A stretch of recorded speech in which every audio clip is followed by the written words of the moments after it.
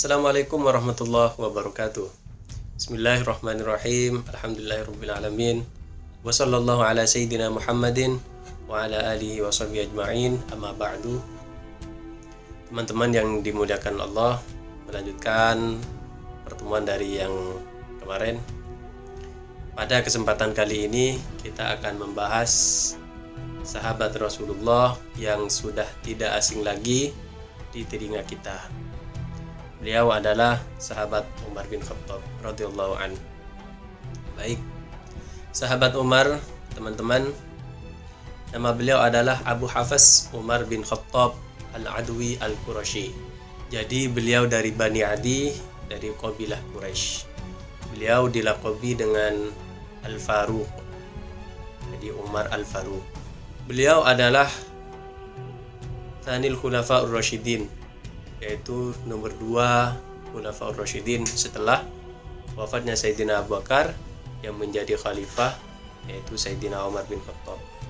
Selain itu, beliau juga termasuk salah satu dari Ahadul Ashra Al-Mubashirina bil Jannah, satu dari 10 sahabat yang diberi kabar bahagia masuk surga oleh Rasulullah Sallallahu Alaihi Wasallam. Sayyidina Umar juga termasuk orang yang sangat berpengaruh dalam perkembangan dan kemajuan agama Islam ini. Tercatat pada masa pemerintahannya, agama Islam tersebar luas sampai Irak, Syam, dan jazirah-jazirah Arab yang lain. Sahabat Umar juga terkenal di kalangan sahabat sebagai ulama karena kepintaran dan kejeniusannya Sayyidina Umar. Sayyidina Umar juga terkenal dengan orang yang sangat zuhud karena kehidupannya Sayyidina Umar yang mendahulukan kehidupan akhirat daripada kehidupan dunia. Sayyidina Umar dilahirkan 13 tahun setelah Rasulullah SAW, dan beliau diangkat menjadi khilafah setelah wafatnya Sayyidina Abu Bakar, yaitu bertepatan pada tahun ke-13 Hijriah, bulan Jumadil Akhir. Sayyidina Umar juga masyhur dengan keadilannya, baik sesama orang muslimin ataupun orang yang di luar Islam, seperti kaum Yahudi, kaum Nasrani, dan lain sebagainya. Sebelum masuk Islam, Sayyidina Umar radhiyallahu an adalah salah satu dari orang-orang Quraisy yang sangat memusuhi Islam dan Rasulullah Sallallahu Alaihi Wasallam. Seperti yang kita ketahui dalam sejarah bahwa Rasulullah Sallallahu Alaihi Wasallam diutus menjadi nabi pada umur 40 tahun. Dan dakwahnya Rasulullah Sallallahu Alaihi Wasallam di awal-awal masanya yaitu dengan sir, yaitu dengan samar. Setelah 3 tahun Rasulullah diangkat menjadi utusan, akhirnya Rasulullah diperintahkan Allah Subhanahu wa taala untuk mendakwahkan agama Islam ini kepada keluarganya dan orang-orang Quraisy yang ada di Mekah. Sehingga hal itu membuat orang-orang Quraisy, pembesar-pembesar Quraisy seperti Abu Jahal dan lain-lainnya, yaitu sangat memusuhi Rasulullah Shallallahu Alaihi Wasallam. Tidak luput pula yaitu Sayyidina Umar. Setelah itu orang-orang Quraisy termasuk juga Sayyidina Umar banyak menyiksa orang-orang Islam yang lemah, termasuk dari budak, orang-orang yang lemah yang tidak ada penolong, disiksa oleh orang-orang Quraisy, termasuk juga Sayyidina Umar.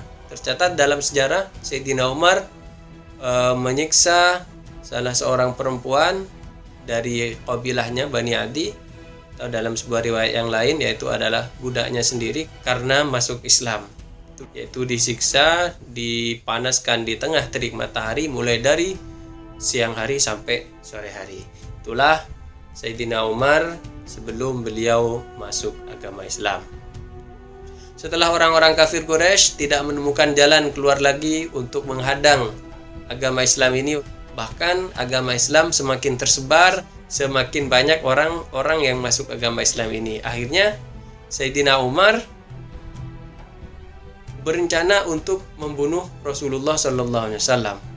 Lebih-lebih setelah peristiwa masuknya Sayyidina Hamzah Maka Sayyidina Hamzah seperti yang saya sebutkan dalam pertemuan yang sebelumnya, yaitu ketika menceritakan Sayyidina Hamzah, di mana waktu itu Sayyidina Hamzah memukul kepala Abu Jahal dan Sayyidina Hamzah masuk Islam.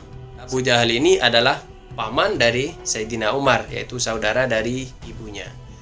Maka Sayyidina Umar tambah benci pada Islam, pada Rasulullah. Setelah 3 hari dari masuk Islam Sayyidina Hamzah, Sayyidina Umar membawa pedangnya ingin pergi ke Rasulullah, ingin membunuh Rasulullah Sallallahu Alaihi Wasallam. Namun apa yang terjadi di tengah jalan, beliau bertemu dengan salah seorang sahabat, yaitu namanya Nu'aim bin Abdullah, itu dari Bani Adi juga, yaitu satu qabilah dengan Sayyidina Umar. Beliau bertanya, "Mau kemana engkau wahai Umar?" Kata Sayyidina Nu'aim. Waktu itu Sayyidina Nu'aim sudah masuk Islam, namun Islamnya disamarkan karena takut akan siksaan orang-orang Quraisy. Kemudian dijawab oleh Sayyidina Umar, "Saya ingin pergi ke Muhammad yang as-sabi, yang keluar dari agama kita ini." As-sabi itu adalah diucapkan pada orang-orang yang keluar dari agama sebelumnya. Termasuk Nabi Muhammad ini dikatakan oleh orang-orang Quraisy sebagai as-sabi karena keluar dari agamanya mereka. Itulah diucapkan oleh Sayyidina Umar. Saya akan membunuh Muhammad ini karena dia telah memecah belah kaum kita, kaum Quraisy, kata Sayyidina Umar. Maka apa yang dikatakan oleh Sayyidina Nu'aim setelah mengetahui Sayyidina Umar ini akan membunuh Rasulullah? "Emang kamu akan dilepaskan oleh Bani Abdi Manaf setelah membunuh Muhammad?" kata Sayyidina Nu'aim. "Mereka tidak akan membiarkanmu berjalan di atas bumi. Artinya kamu akan dibunuh, akan dibalas," kata Sayyidina Nu'aim. Namun apa kata Sayyidina Umar? "Tidak apa-apa. Saya emang setelah membunuh Muhammad ini saya akan menyerahkan diri agar saya dibunuh oleh Bani Abdi Manaf. Jadi setelah itu selesailah masalah," kata Sayyidina Umar. Kemudian apa yang dikatakan Sayyidina Nu'aim? "Hendaknya kamu kembali lagi ke rumah kamu, karena adik kamu yang namanya Fatimah dengan anak paman kamu, yaitu Sayyidina Sa'id bin Zaid, mereka berdua telah masuk agama Islam," kata Sayyidina Nu'aim. Setelah itu Sayyidina Umar kaget. Akhirnya beliau langsung berbelok ke rumah adiknya, yaitu Siti Fatimah, dan suaminya yaitu Sayyidina Sa'id bin Zaid. Setelah sampai di rumah Sayyidah Fatimah bin Khattab, adiknya Sayyidina Umar, Sayyidina Umar menemukan di sana Sayyidina Khabbab bin Arad duduk bersama mereka berdua, mengajarkan mereka berdua Al-Quran. Akhirnya setelah melihat kejadian itu, Sayyidina Umar langsung memukul Sayyidina Sa'id bin Zaid dan memukul adiknya yaitu Sayyidah Fatimah dengan pukulan yang keras. Sampai dalam satu riwayat itu dikatakan bahwa wajah Sayyidah Fatimah itu sampai terluka sebab pukulan Sayyidina Umar bin Khattab.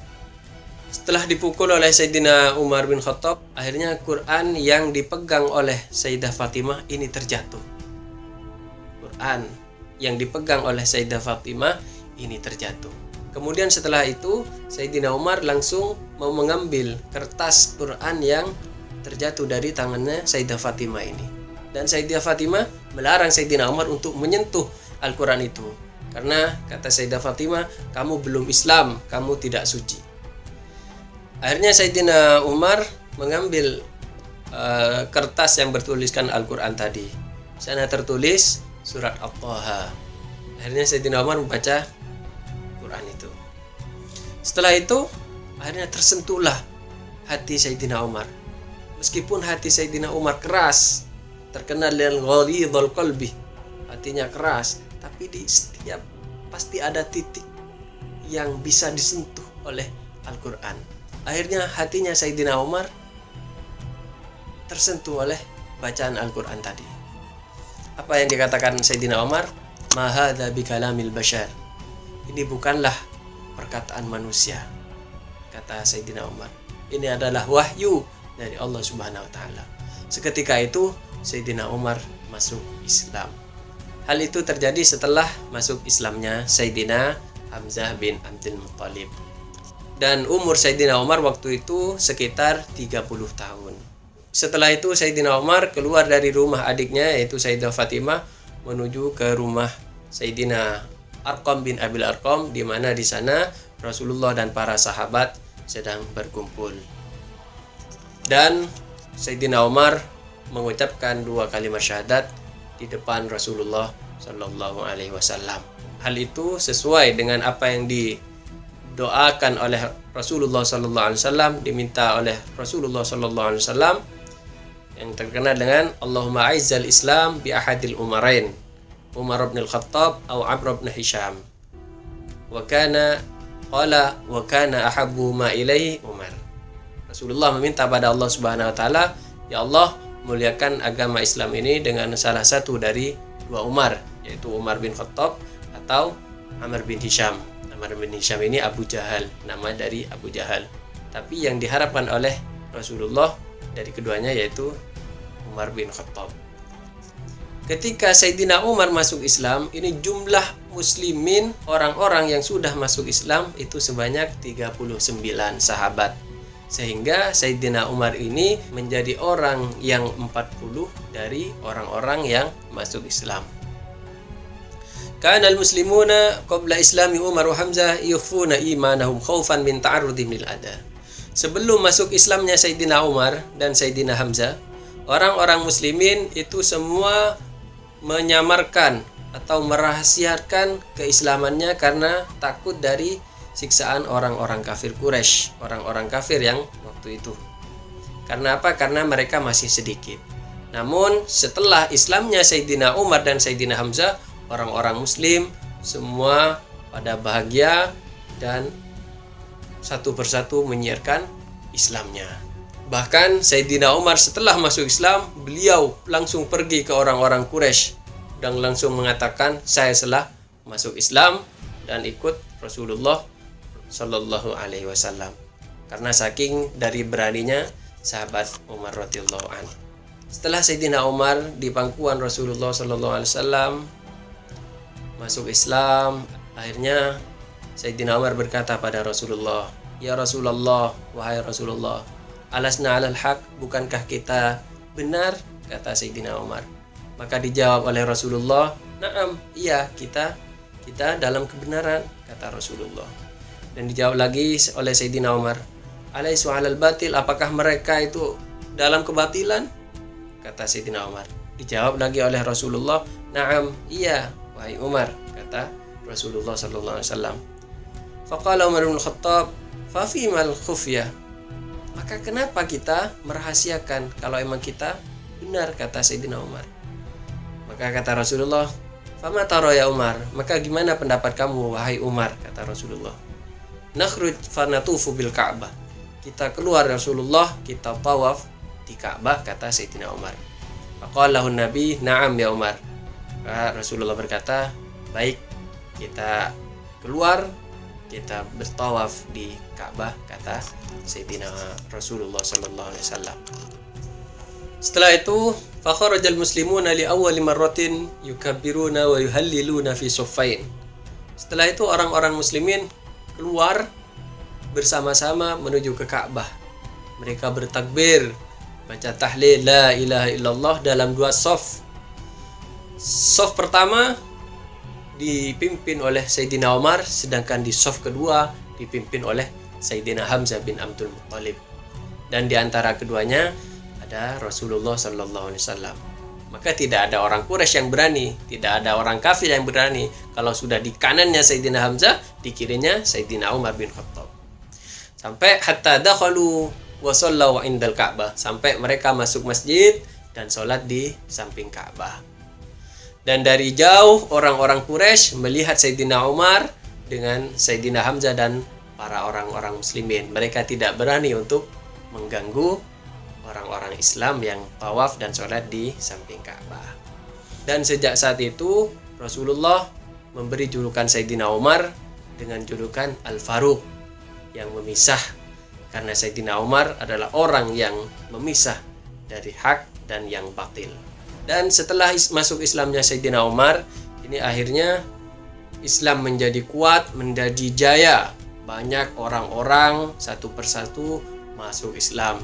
Tidak takut lagi seperti awal, karena ada Sayyidina Umar dan Sayyidina Hamzah yang akan menjadi pembela mereka dari siksaan orang-orang kafir Quraisy.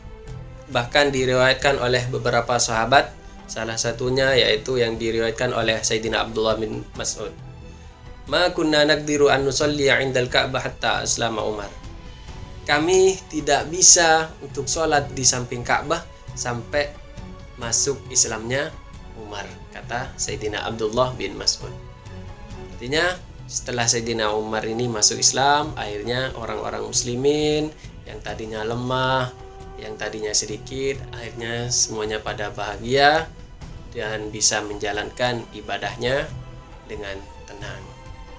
Semoga dengan kita mengetahui perjalanan hidup Sayyidina Umar, kita lebih kuat, kita lebih berani dalam mendakwahkan agama Islam ini, agar agama Islam ini tersebar lebih luas lagi dan orang-orang lebih banyak lagi mendekat kepada Allah Subhanahu wa taala, seperti yang dilakukan oleh Sayyidina Umar.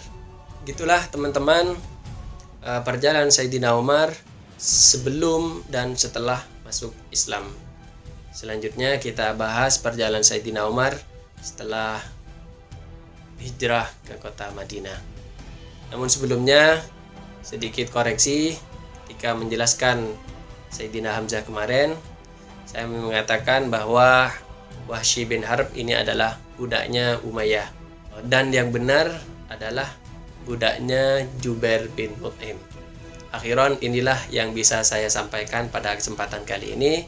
Kalau emang ini bermanfaat, maka alangkah lebih baiknya untuk disebarkan kepada yang lain. Dan jangan lupa untuk selalu dukung channel kami ini dengan cara subscribe dan di-share. Dan tidak lupa pula kami selalu mengharap kritikan yang membangun dari teman-teman semua. Ihdinas siratal mustaqim. Wassalamualaikum warahmatullahi wabarakatuh.